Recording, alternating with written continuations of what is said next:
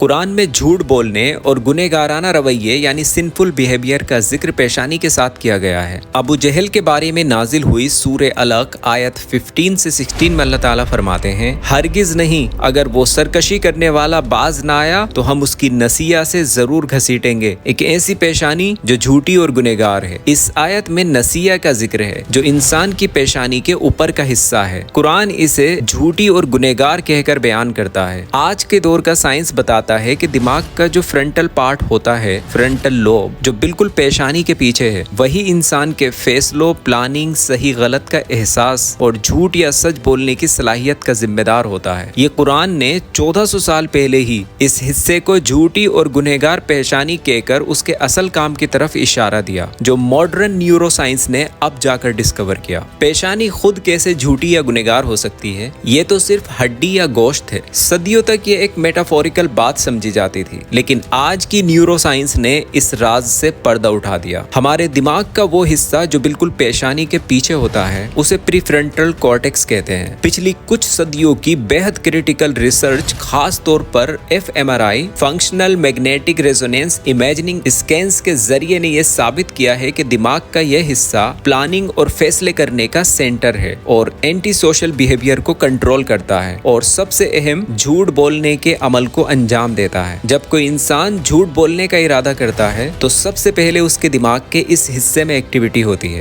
یعنی ہر جھوٹ اور ہر گنہگارانہ کام کی پلاننگ اور ابتدا اسی نسیہ میں ہوتی ہے۔ اسی لیے قرآن نے پیشانی کو ہی جھوٹی اور گنہگار کہا ہے۔ تو یہ بھی ایک ایسی حقیقت ہے جسے انسان نے 1400 سال بعد اتنی ایڈوانس ٹیکنالوجی کے ذریعے جانا ہے۔